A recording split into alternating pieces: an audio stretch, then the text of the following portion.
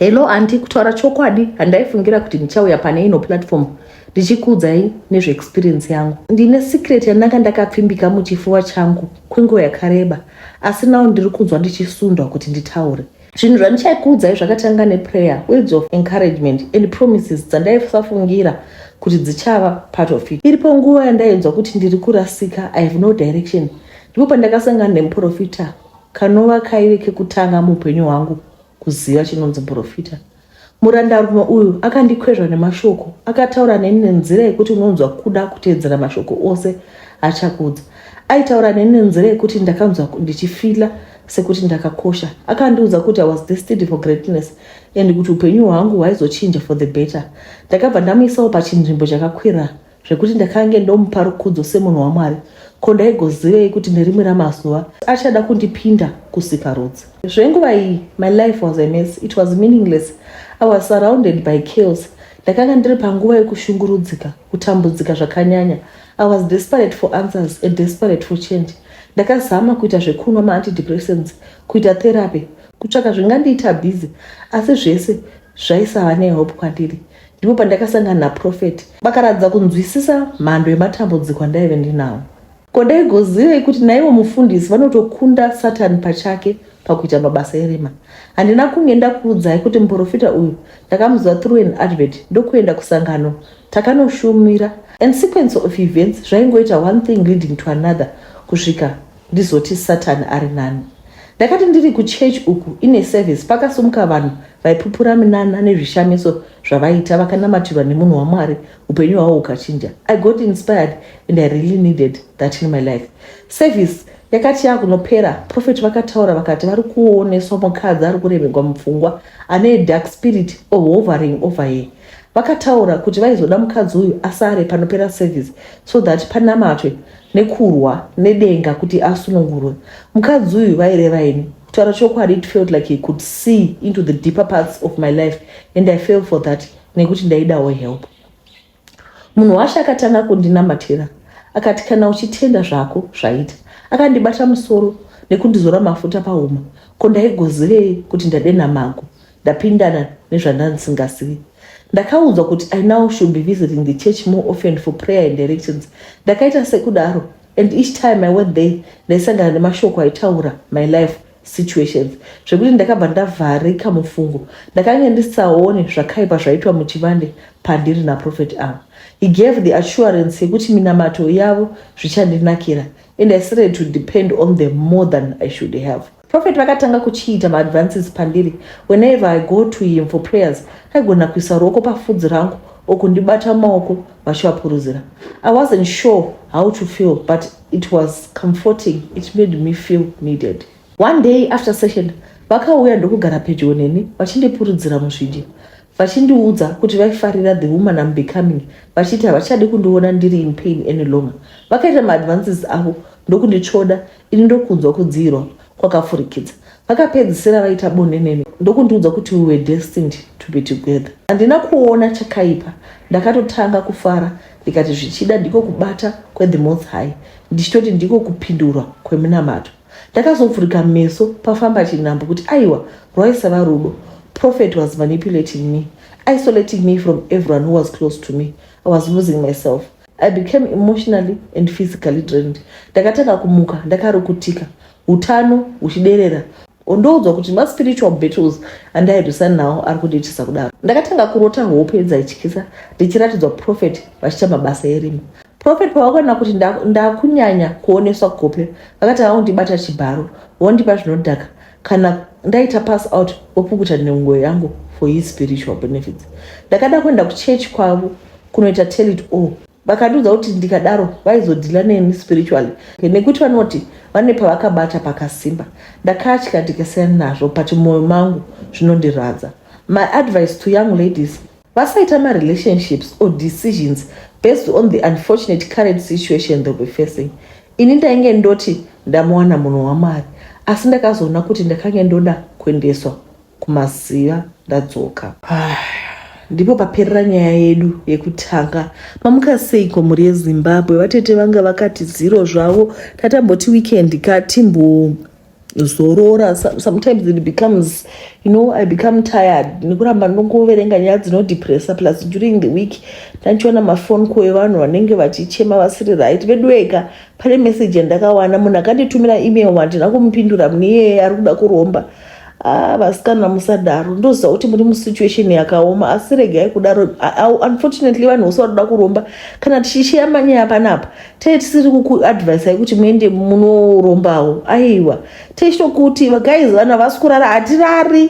But I want to tell you something that you don't know. I don't sleep. Unoti wakarara uwa 2 o'clock foni yakurira vedu vatete ndibatsire ndohla munhu ari kuvhiringidzwa nezvinhu zvaakabata. Hativati, do you know that your problems become my problems? Aiwa vasikana, regai kuda kuromba muchidaro. Munhu akanitumira email iyoyo, unfortunately handina kupindura because I told myself kuti your blood will not be on my hands. Musadaro vasikana, ngatipinde munyedu inotevera. Regai ndichange ndichiti ndaitombova ndiri a servant of the Lord, ndichishumira mukati merimwe sangano, asi handichatauri zita. Nzira dzangu dzainge dzakajeka, ndaibata basa raJehovha nemwoyo unorevesa, ndaiporesa vanorwara, ndaita minana nekutendeutsa hwai dzaJesu dzichiuya kuruponeso, ndaifambisa vhangeri kunzvimbo dziri kure kure. Asi yakazosvika nguva yeshanduko, ndakatsveta zvese zvekunamata nekurevesa. It all seemed insufficient because I now longed for more. Sekuziva kwedu tose, it is normal to yearn for more. Kutogutsikana chaiko sevanhu kunotinetsei. Ndipo pandakasangana nemumwe murume aive my spiritual mentor, aive murume of great influence, aiti kana akataura mashoko ake aitinira. I was told of the miracles he performed. Madhimoni aiburisa uye zvirema zvaisimuka nekusvinudza mapofu. He portrayed it in a way iri different from mashandiro andaita ini kuchurch kwandaipinda. Izvi aizvigona nekuda kwekuti he had one secret that was only known to himself. Aenda pakadzikadzika penyanza, ndiko kwaibva masimba ake kuMarine World. Izvi zvinhu akazondibudira pachena after I worked with him for about close to 8 years. Ndinorangarira rimwe zuva after a church service, ndipo paakandidana kuofisi kwake and we had this conversation there. Akandiudza kuti ndaizofanira kuenda naye kwavanosangana nevekumadziva so that I get to know what it takes to gain extreme, true and real powers. He told me that to gain power, ndaifanira kunyatsonzwisisa mhando yesimba yandiri kushandisa kuitisa minana. Akandiudza akati zvaizoda ndiite sacrifice. Ndakada kutanga kutya nekudedera kuti zvave zvipi zvekunzi ndinofanira kuzopota ndichiita sacrifice. Semunhu ainamata, ndaiziva kuti Jesu ndiye akaita the ultimate sacrifice for all of us. Ndakazobvumirana nazvo after ndaona kuti kana uchida masimba unoti uwane chekubayira. Chimwe chakandipa simba kuona vakuru vemakereke vanozivikanwa kwakawanda vachiuya kumameetings epasi pemvura, ndange ndakuenda namenta wangu. Taiti kana tichipindamo unonzwa kuti world yandabva neiyi yandapinda zvasiyana, kwaive nerunyararo asi kuine kureba nekuti masimba ako aive rumwe rudzi. Ndichipinzwa pasi apa ndakaitwa kunzi ndikurure nhumbi dzangu dzese ndichitanga nematrials eko just to prove my worth. Pekutanga zvaityisa, zvairema, and the pressure of the ocean seemed to crush my spirit. Ndaitya kuti ndichanyura mweya wangu zvese nemutumbi nekuti this first trial was terrifying. Pataive pasi penyanza zvaiita sekunge tangoswera zuva rimwe tirimo nekuti hataiona usiku, asi pataizobuda ndipo pataiona kuti tatopedza vhiki rese tiri pasi. Mazuva akapindana chidzokera kunyanza ndichizvinzwa zvakawanda. Ndakazoudzwa kuti nhasi you are going to experience zvikuru zvinopfuura zvawaona, nokuti the underworld is a world a whole lot different nezvatinoona paland. Inzvimbo yekuti souls are taken as well and powers are given and taken also ikoko. Menta vakati vapedza kundirondedzera zvandaizosangana nazvo, vakandibvunza if I was ready to accept the cost of what I seek. Deep inside ndaisava neruzivo rezvandaibvumirana nazvo. The zeal and need to heal like never before ndizvo zvakandipa kushinga nekubvumirana kune zvese zvandaizonzi ndichiita. Ndakazochipinzwa makadzikadzika menyanza, and further I went, the darker it became. The world of land, humanity and love vanished. Ndikachitanga kuchiona kuti izvi zvandapindana nazvo, zvandada izvi hapachina kudzokera kumashure. It was replaced by the endless stretch of the sea. Zvinhu izvi zvakatora nguva yakareba kuita mwedzi wese ndichita go through many rituals dzaiitirwa kundisimbisa, kusimbisa hana yangu, and I was now starting to see a world that is extra powerful and ancient. The pressure on my chest was just unbearable. but ndozvandakada ndanga ndichagodii. Takapinda pakadzikadzika penyadza tichinonzi tisangane naQueen of the Sea. She was not like any woman I've ever seen. Ndakagamuchirwa nevanobata basa naye, ndikapiwa calabash kuti ndimwe nekuzvidira nongonya. Ndikaudzwa kuti ndisawana kana chimwe chekutaura, asi kungoteedzera chete zvandinenge ndaudzwa kuti ndiite. Ndaingofanirwa kutaura, kupindura nepandinenge ndabvunzwa. What I was willing to give. Mubvunzo uyu wakabvunzwa naQueen Mother. Chenguva iyi handina kukwanisa kupindura nekuti I was overwhelmed by her presence. Nenguva iyizve hana yangu yakatanga kurova zvakaipisisa. Queen vakazobvunza vachiti vanoda mhinduro, ndakavaudza kuti ndaizoita chero zvipi nezvipi zvavanoda ndiite, as long as I'll get more powers to be the greatest healer the world needs. Ndakabva ndaudzwa kuti zvaizongogoneka bedzi after I did a sacrifice. Ndakaudzwa kuti there is no light without a shadow, uyezve hapaizova neminana inoshamisa pasina sacrifice. Sinei ndakanga ndisisatye chinhu. Ndakavaudza Queen Mother kuti I was ready. Nenguva iyoyo ndakabva ndinonzwa kuti between me and the ocean pave a deeper force and a connection. I was now told I'm now part of the undersea realm. Vakaita zvavakaita and I was released kuti ndichidzoka kuland. Pandakadzoka kuland, instead yekuti tichitanga kurapa nekuita minana as agreed, ndakatanga kuvata nevarume like never before. Apa ini ndiri murumewo, vakadzi vevanhu vakarora ndiko kwakava kudya kwangu. Kuvaita vakazi iko zvino hazvichandinakidzi, ende ndinodzamisa pfungwa kudemba kuti ndakapindana nezvinopisa nekuda kwekusagodzikana. Ndingawanawo help sei kuti ndigone kuparadza mhiko zvandakaita kumvura. Zvakaoma inyaya yakaoma chokwadi. It's a lot. Kuchivata nevakadzi vanhu vakuvata nevarume vedu vemaChristian ka maChristianity is under attack. I don't want to lie. Pane nyaya inotevera ka vanhu vakatumira paweekend nyaya dziri kuaccumulate dziri kuaccumulate dzakawanda kana vedu happy new month ko hatina kuzoonana zveko mwedzi munyowani ka vedu we regai tipinde munyaya inotevera. Tete ndaita dambudziko nyowani munyika. Ini tete ndiri mucross border. Kazhinji ndinoita cross from Harare to South Africa kana kubva kuHarare ndichienda kuZambia kunotengesa chino nechocho. Asi it seems vanhu veganda dema havapereri. Kwakatanga kucharombwa nezvigumo, vanhu vakapinda mutsvine vanhu. Iko zvino tete kwaita latest. Munoziva kana usati wambosangana nazvo unoti ngano ifeki nyaya dzekutandara. Asi kana wazosangana nazvo ndipo paunoona kuti aikaka zvinhu izvi zviriko ende zviri kutoitika. Munoziva tichikura tainzwa vanhu vachiti kune vanhu vanodhiraivha magonyeti nemakudo kuti anenge ane gudo rake riri musaka, akaneta nekudhiraivha anobudisa asekuru musaka vobata basa. Inini hangu tete nyaya yangu haisi makudo anodhiraivha vanhu kwete, asi ndakaona munhu live achisanduka kuita gudo achizonobira vanhu pabhodha, ende makudo vanhu acho ari so organized, atova magangster anoterroriza vanhu zvekuti kana usati wambosangana nazvo unongoti makudo ari kupema chikafu kuvanhu. Izvo kana pane zviri kutoitika zvisingaonekwi nemanaked eyes, asi zvitori far beyond that. Ndinocross border kunohodha chino nechocho kuzama kurarisa vana vangu. Saka kwasara mavhiki matatu kuti zvikoro zvivhurwe, ndakadhisaidha kumbonotenga zvinhu zvinodikana kuchikoro zvakaita sema-exercise book, ma-counter book, marimu emabond paper, ma-celotop. In fact, chese chinonzi back to school, chose kubva kubhutsu kusvika kumasocks acho. Ndaiziva kuti panovhurwa zvikoro ndinenge ndiri kumberi. Ini ndaiva nefomula yekuti ma-small profits, quick returns. Ndaiziva kuti panosara panohodha vanhu pazvinozofladha mumastreets, inde ndatodya kare. Saka ndakasumuka zvangu ndakananga kuJoburg, ndikafamba zvakanaka. Chero pakudzoka rodhi yaisapisa zvakanyanya, asi ndakazosangana nemashora mambishi tete paBeitbridge border post tete.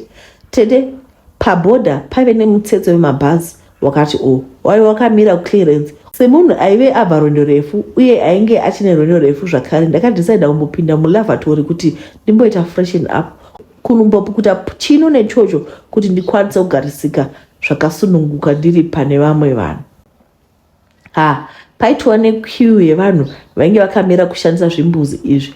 Vanhu ava vaita senge vari kufamba vari group, saka ndakati regai ndivape chance vashandise. Still ndaisava pahari kumberi kwebhazi randaive ndiri kwaini mabhazi about 6 aive mberi, saka ndaiziva hangu tichamboita zvimaawa zvakati kuti tisati tasumuka. Tete vanhu ava ndakanyatsoona vachipinda muchimbuzi vakaita chinguva varimo, asi chakandikatyamadza ndechekuti pavakabuda hapana kubuda vanhu vainge vapinda. Pakabuda makudo muzvimbuzi zvinoshandiswa nevanhu. Hana yangu yakarova nezvandainge ndaona. Tete I was certain kuti muzvimbuzi mainge mapinda vanhu nokuti ndainge ndazviona ndega. Saka makudo aiva kubuda mumatoilet ainge abva kupi. Gudo igudo rinomboita behavior semunhu asi ringapinda muchimbuzi richitogona kuflasha. Zviya zvekuti freshen up zvakambotiza mubrain dzangu. So kuti chii ichochi chaiva chandivhiringa. Alright, ndaiva ndaona makudo achibuda muzvimbuzi. Ko vanhu vainge vapindamo vainge vaendepi? Because munhu haangadisapika achiendepi. Ndainge ndatombodongora achida kuti make sure asi mainge musina munhu. Kuti ndaive ndanoita zvokuti masenses angu ainge asachashandi. No man, zvandaive ndaona ndizvo chete. Makudo ainge abuda mutoilet. Ndakamhanya ndichibudamo zvokuti vaisangana neni vaitoshaya kuti ndaone. Kuda pada bhazi ranga rava kuda kusimuka richindisiya. Izvo kana ndaitiza zvandainge ndasangana nazvo. Ndakaenda kumapurisa ndikanotaura zvandainge ndaona. Vedwe, handisati ndambopusa zvandakaita ipapo. Ndakatsanangura nyaya yangu semaonero andainge ndaita. Ndikazopendera ndichiti kwaita mbavha pabhodhi. Mapurisa aivepo akaumburuka nekuseka zvokuti ndakashaya hangu kuti chaiva fani papo chii. Vakandisiye zvinodhaka. Guka nemutorere zvaive zvandikanganisa mafungiro. Ndakarondedzera kuti ndaisatora zvinodhaka zvamuchose mukati meupenyu hwangu. Vakatiti chero vakamabata makudo acho ranga risiri department ravo reparks vaizomachaja nemhosva yekuti chii. Alright, tongoti nyaenda kumatare edzimhosva ndaizomira mukoti nemakudo ndichipa evidence sestatute nezagiresi makudo vaitowedzera kuseka. Ndakazama kutsanangura kuti no, pane kaurombwa karipo pabhodha asi kwaive kupedza nguva kuteya nzou nereva. Ndakadeba zvangu kuti dai ndisina kumbobvira ndaudza mapurisa nyaya iyi sokuti ndainge ndatozviita laughing stock chaivo. Bhazi redu rakazoclear zvese necustom. Asi nekuchipinda muchimbuzi ndainge ndisachadi. Ko kana ndaizobiwa ndirini nokuti ndaive ndaona chisingaoneki. Takasvika hedu Harare zvakanaka asi mupfungwa dzangu ndainzwa kutya nezvandaive ndaona. Makudo anoita coordination yakadaro kutoziva zvekuba nezvekusiya. Tete nyaya iyi ndaitya kutaura vanhu sokuti vaizonditi ndinopenga nokuti vanenge vasina kusangana nazvo. Wese wawaida kuti uudze aingoti makudo ndozvaari agara anongoita sevanhu. Asi ini ndiri sure nezvandainge ndaona munhu akasanduka kuita gudo zvekuti kuona gudo ndainge ndave netrauma chayo. Nguva yakafamba tikaenda kuZambia kunohodha macosmetics. Ndakagarisana nemumwe musikana ainzi Miki. Takafamba zvakanaka zvedu kusvika paChirundu. Ndipo paakatanga kunditsanangura zvainge asangana nazvo. Miki anoti akaona murume achisanduka kuita gudo uye achiharasa vakadzi kunyanya. Anoti palast trip yake mumwe mudzimai ainge akazvitakura ainge aita miscarriage mushure mekuvhiringwa nemakudo. Ndakaziva kuti ndaive ndisingapengi or imagining thing. Zvinhu zvaitoitika. Miki akatsanangura kuti vanhu vanopiwa mushonga weuromba unonzi wekuba. Aiti vanhu vanosanduka kuita mhuka ivavo. Nevai vanokubira usingazvinzi. Zvakatanga kumeka sense manje kuti makudo vanhu aya aiwandira kumaborder towns. Sokuti ndiko kwavaiba zvinhu zvakawanda without being detected. Kuti mari yavakasungira muchiuno inongotsakatika zvisina tsananguro.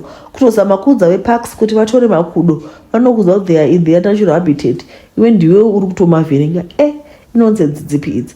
Moziva chete tichinyora nyaya iyi zvogona kuita senhema asi zvinhu zviri kuitika. Why makudo acho awandira kumabhodha asi mumatowns mune maparks anochengeta mhuka kone idzi dzisingapindi mumaretail shops dzichikodzera hapo. Tete panoda kuongororwa apa. Kungoti chete vanhu vakarivara pano zvichabuda vanhu vachati pane akambozvitaura. Dzimwe dzenguva ndinorota ndakaunganirwa nemakudo achida kundiataka. Ndinotozopona nekunamata kwandinoita. Ndinoziva somewhere pane ari kuda kundinyaradza zvakaoma. Nyaya dzacho nyaya dzinohlisa zvemene. Kudo anzi makudo. Ndakaita deal na businessman ndichimupa foreskin. Ndinoshandira organization inoita kuchecheredza varume. I blame myself kuti kupinzwa madeals aya euromba quick money nedzisiro yacho haina kumira mushe. Ndiri mudzimai aita basa reukoti asi nawo ndakamira nematambudziko andiri kusangana naye. Ndiri mudzimai ane mhuri yake asi ndiri single mother. Ndakati ndichishanda muchipatara ndakawana mukana wekufamba neprogram iya yakambonetsa yainzi Pinda muSmart. Taienda kunzvimbo dzakasiyana-siyana tichinochechedza varume. Ndaida basa rangu vatete. Ende kunyangwe mapatients angu ndaimabata mushe kusvika pandakadanana naShingi. Shingi aive businessman aigara kumaraini kwedu. Handichatauri nzvimbo yataigara naShingi nokuti tinozozikanwa.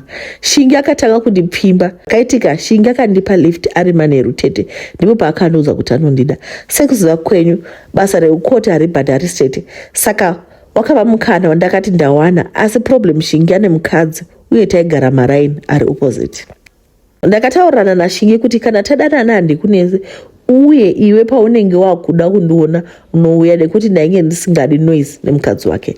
Takatanga kudanana naShingi zvekupengesana tete, ende mukadzi wake nanhasi haana kubvira azvibata kuti ndinodanana nemurume wake. Shingi handina kuziva kuti ari kundikwezva hake kusvika azoya pamba pangu achirara. Taidanana naShingi asi airara kumba kwangu. Zvakandishamisa ndikati asi madhamu havapo here? Akati ndiri kuda nezvako nhasi. Ndakafunga kuti Shingi afunga pamwe kuda kutiita second wife nekuti mazuva acho aive awedzera rudo kana vana vangu ainge ava kuvabata po. Ndipo paakanditi ndinoda ndiite deal newe, ndinoda foreskin yamunobvisa pavarume vamunochecheudza. Akati pamwedzi ukandivigira maforeskin varume 10 tinoita mari. Ndakamubvunza kuti anomadii, akati ane muIndia anomada uye anotenga nemari yakanaka. Unoziva tete kana uri murudo unopfuririka. Ndakatanga ndichimbotya asi amount yemari yandakaudzwa ipapo yainge yakanaka. Ndakatanga kumupa maforeskin, akaita inonzi mari asi ini aindipa shoma. Akavaka imba inoyera kune imwe suburb akandisiya mugeto achienda newife yake. Ndakabva ndamira kumupa maforeskin akadzoka akandinyengerera tete. Handina kuziva kuti Shingi andifungira pakuru. Panguva iyi mwana wangu mukomana ainge achangobva mukunyora form 4. Shingi akandiudza kuti ane n'anga inoshanda nemuIndia. Akati akaona zvaanoita neforeskin iya. Akaendera n'anga akaibvunza kuti kana uchidawo kuita semuIndia unoita sei. N'anga ikati unotanga kuudza foreskin nemwanakomana wako, then in 2 weeks unoti goodbye kunhamo osiya kabasa aka. Ndakafuririka ndikatora mwana ndikamuchecheudza tete. Ndikapa Shingi foreskin akaendesa kun'anga. Kutaura hapana kana chimwe chandakafungira chakashata. Shingi akaita uromba hwese ndakagara. Chaakazondipa mushonga wekunozora ronda raive panhengo yemwana pandainge ndamuchecheudza. Ndakadzoka kumba ndikaisa mushonga pachironda. Handina kuziva kuti kuuraya ropa rangu. Mwana akaita 2 weeks akafa achiora nhengo. Asi Shingi handina kuzomuona tete. Mwoyo wangu unorwadza. Handina mari yandakaita ini yekufa kwatafadzwa mwana wangu. Mari dzavo akabuda tafadza muguva chete. Ndakaisira Shingi message paFacebook ndichiti ndoda kukufumura kuti mari yako ndeyeurombo. Manheru ndakarohwa neshiri ndikatanga kurwara. Patira hakuna chirwere chiri kubatwa tete, ndinodawo help. Kwauri Shingi handina mashoko asi dya mari iyoyo murugare. This is a very strange story. Very strange. Vanhu vakuromba nemaforeskin. I'm very sorry my sister. Unoziva ndarwadziwa especially panyaya yemwana. Unenge wapromisa wadzikwa maforeskin toita mari izvo wakutosacrifice mwana. Zvakaoma. Ngatipindei munyaya yedu inotevera. Ndibatsireiwo tete ndava kufa. Vabereki vapera mari nekunyeperwa nen'anga nemaprofita. Chokwadi chiripo ndakatyora miko yandakapiwa kuDark Kingdom. Ndaive mubhodha tete pandakaita zvinhu izvi ndiri form 2. Ndikaendege idarike. Zvakaitika tete ndaidzidza paBoys High. Paitwa zvakawanda kusanganira kudanana nevakomana pachedu, kutora madrugs pamwe nekuita zvimwe zvakawanda wanda. Ini ndichitanga kuenda paschool apa ndakadiwa nemumwe mukomana, the guy aibva kumba kune mari, aiva mudhei ini ndichigara hangu kuchikoro. Mukomana uyu akatanga kundipimba. Zamara takudanana ini ndaive mukadzi. Tete ndaive ndakutiza pachikoro ndichinorara kumba kwemukomana uyu. Vabereki vake aiti vaigara abroad tete. Pamba pavo paive nemamaids 3 ndivo vaigara nawo. Sometimes sakarara maita mamovements asinganzwisisiki. Zvese zvandaiita izvi tete vabereki vaisaziva uye ini nemukomana uyu taisatobata kunyange tikavhura ombe yakadii. So takadanana tete kusvika achitiite zvekucheka nazvigumwe. Iye onanzva ropa rinobuda, iniwo ndodaro. Izvi takazvita kumba kwavo pakati peusiku, vabereki vachiti mwana ari kuchikoro akarara uye akachengetedzeka. Akazoti aida kuzoenda neni kuchechi kwavo. Chechi iyi iri mutauri muHarare. Takaenda. Indainge ndadyara kuchechi kwedu kunoitwa noise vanhu vachifara. Asi pandakasvika maive nerunyarara sekumakuva. Maive nevarume nevana vamwe vezera rangu vairatidza kuti imbinga. Vainge vakagara vakanyatsofunya chitsero vachimwa wine yaive mundiro nemaoko, asi vaiti vakatora wine iyi vaive nechirudzi chavaizotaura vasati vamwe. Okay tete. Ndakasvika semusva ndakabviswa bhutsu ndikagezeswa tsoka ndokupiwa dhishi raivewo newine ndokutanga kunwa. Ndakanzi ndisumuke ndakapwa ringi ndikaenda mupfekedza, ndakamupfekedza kureva kuti taive tachata munyika yemweya. Musi uyu hapana mhiko yatakaita sekuti kwave kutanga, asi ndaive ndatochiva kalife kemari. Ndipo mukomana wangu paakanditi unoda kushinga kuti uite mari seni, akatiza vabereki vake nekuti vaimukanganisa kuti zvaida nelife yake. Akati upfumi hwese uhu ndehwangu wandakawana kuchechi yandakuendesa. Pandakamubvunza makore ndipo pandakaona kuti aive ne23. So ndakamuti why uri form 3? Akati ndakauya kuzotora vana vakaita 7 kuti ndikuratidze kuti kune nyika ine upfumi. Tete ndakabva ndada life iyi. So taita ndakanzi ndinofanira kupa nyama neropa kuti ndiite mari. Ndakabatsirwa kuuraya classmate yangu nemukomana wangu uya. Kuuraya kwatakamuita waiva musi weswimming. Tikafuridzira mweya wakaipa mumvura kuti pazowana mwana anofira mupuu onyura kudeep end. Tauraya ndipo pandakapiwa mhiko yekuti ndaifanira kusadana nani hake, angava musikana kana mukomana. By then ndaisambofunga zvakawanda nekuti ndakanga ndiri mudiki. Tete ndakaita mari ndikasvika pakusiya vabereki ndikaramba chikoro, chida kudya mari nemudiwa wangu mukomana uyu. Iye akabva asiyawo chikoro. Ndakatanga kuenda kunzvimbo dzemavharo ndichinodya mari. Mukufara ndakatanga kuona kuti zvekuda nemukomana hazviiti. Ndakatanga kuchita ndokutanga kuda nevasikana vaive vakawanda. Semunhu aive ane mari ndakasvika pakutiza boyfriend yangu. Ndakatanga kugara nepfambe. Ndakatanga kupiwa mawarning tete kudark kingdom, asi ndakatobva ndatorega kutoenda kumameeting. Mari yakasvika pakupera ndikasara ndisina chinhu, ndikatanga kubuda ropa. Tete ropa iri mabudiro aro rinobuda pesa, pamwe rinobuda munzeve, pamwe mumhino. Tete ndakadzokera kuvabereki vakatanga kufamba neni kwavanoudzwa kuti ndiri kuroyiwa nehama. Asi chokwadi tete ndiri musatanisi. Asi kuzviudza vabereki ma1 vamwe vangu vanondiuraya, ndibatsireiwo ndipore. Such a long and sad story. Vana vedu they go through a lot. Kuchikoro kumaboarding school. It's very sad kuti kwai mwana anojoiniswa satanism nemunhu ane 23 years old. Munhu anenge achideiko pachikoro pane vana. Alright, ngatipindai munyaya yedu. Tete makadinda wewa nenyaya yangu. Please pause for me. I need help for Tete. Ndiri mukomana nemakore 23. Ndakauya ku-SA ndine 17. After vabereki vashaya.